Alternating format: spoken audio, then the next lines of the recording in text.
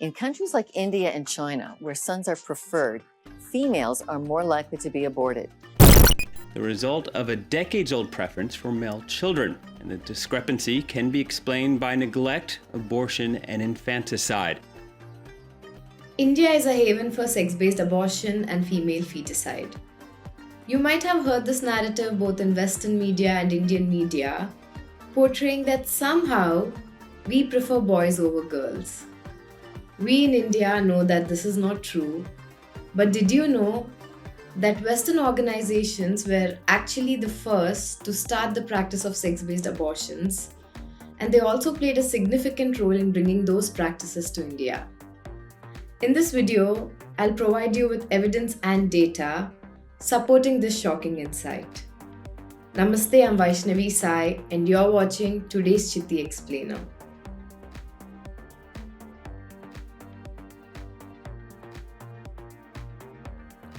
The practice of sex-based abortions, long seen as a mark of the East, may in fact have its roots in Western soil.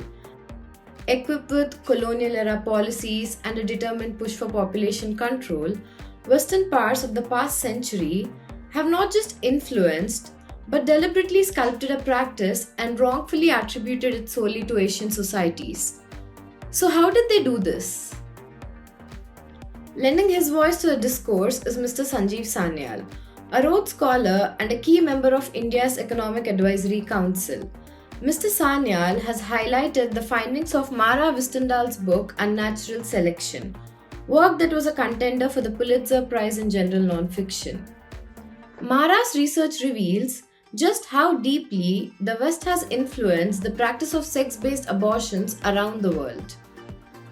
Our story begins in an unlikely place, 1950s Denmark. Wistendal mentions that the first sex-based abortions were performed in Denmark during the 1950s.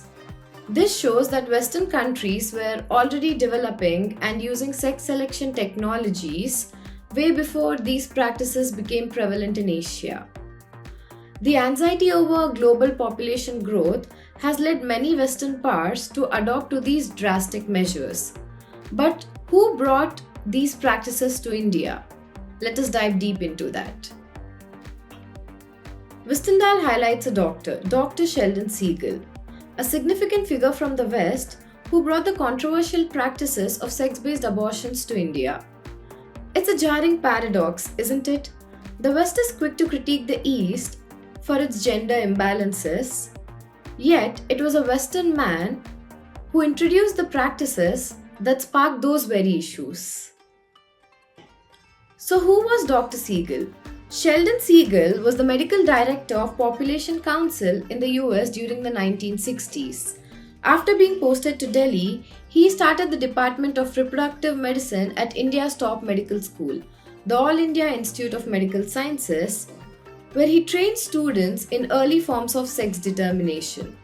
The Rockefeller Foundation and other Western entities funded these efforts, significantly shaping India's approach to reproductive medicine.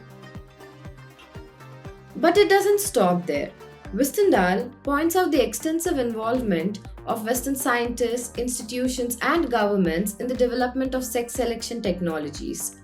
During the 1960s, many Western experts really focused on global population issues and saw choosing a baby's sex as part of the solution. They developed and promoted the use of sex selection technologies that indirectly and directly ensured the birth of boys. This preference for boys was part of a broader strategy to control global population growth. They believed if families had a son sooner, they might stop wanting more children. This was distinctly a Western initiative. A talk by Wistendal also discusses the idea of developing a male child pill. Can you imagine a male child pill that women could take before sex to ensure the birth of a male offspring?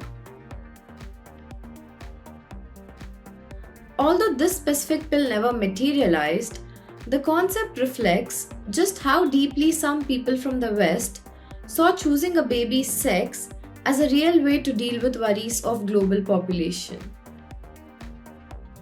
It's fascinating and somewhat alarming how historical ideas about population control could shape tools around reproduction.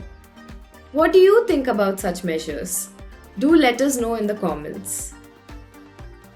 Westendal makes a crucial point that despite the serious ethical implications of sex selection and its profound social consequences, there seems to be a kind of historical amnesia regarding the West's role in its development and spread. Many discussions on sex selection often focus on traditional values in Asian societies, conveniently forgetting the Western origins and promotions of these technologies. Some advocate that sex-based abortion is a matter of personal choice. But today, our discussion isn't on the broader debate around choice, but rather at highlighting the West's double standards. While often portraying India as the culprit in gender-based practices, we must remember that the West has its own history and they still celebrate sex determination and can also enable gender selection through methods like IVF. Today we have seen how Western influences under the disguise of population control have introduced and propagated the practice of sex-based abortions around the world. This narrative challenges us to question the origins and implications of such practices, moving beyond regional stereotypes. Namaste, I'm Vaishnavi Sai. Until we meet next time, keep thinking, keep questioning, and keep learning. Do like, share, and subscribe. Please remember to subscribe to us and switch on the notifications for this channel. For our other social media links, more content, and to support our work, please visit citti.net. Dhanyavad. Namaskar.